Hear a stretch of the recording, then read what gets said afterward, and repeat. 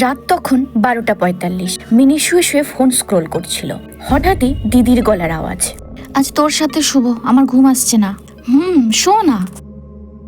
মিনির হঠাৎ জল তেষ্টা পায়। ও জল খেতে উঠেই বোতল হাতে থমকে যায়। এ কি, দিদি তো এখন ব্যাঙ্গালোরে। আমার কেন মনে হলো আমার সাথে কথা বললো? তারপর মিনি পেছনে ঘুরে দেখে কেউ নেই তো। মিনি দৌড়ে মায়ের ঘরে যায়। ও মা, দিদি কি এসেছে? কি, দিদি আসবে কেন? আমার মনে হলো আমার রুমে ঢুকেছিল। ও এলে তো জানাবেই নাকি। আশ্চর্য, ঘুমাতে তুই যা। মিনি কিছু বুঝতে না পেরে বিভ্রান্তি মুখে নিজের রুমে এসে পড়ে। আর পরদিন সকালে তার মা এসে তাকে একটা অদ্ভুত ঘটনার কথা বলে। হ্যালো সহেলি।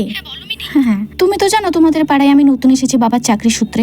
আচ্ছা, যে বাড়িটাই আমরা আছি, এটার কোনো হিস্ট্রি জানা আছে? মানে আগে কি থাকতো বা কিছু?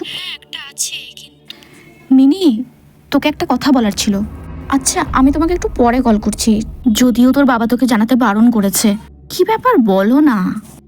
আসলে এই বাড়িতে বহু বছর আগে তো দিদির বয়সী একটি মেয়ে আত্মহত্যা করে। কি কারণে জানা যায়নি। পাড়া প্রতিবেশীর লোক একটু এড়িয়ে চলতো বাড়িটা। পুরনো কথা, এখন এসব কথা কেউ বলে না রে মা, তুই চিন্তা করিস না। আমার তো মনে হয়েছিল কাল রাতে যেন আমার রুমে দিদি ঢুকলো। ছাড় তো, অত ভাবিস না।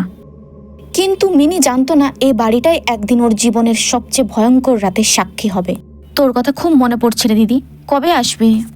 মিনি, আয় না আমার পাশে শো। আমার ঘুম আসছে না।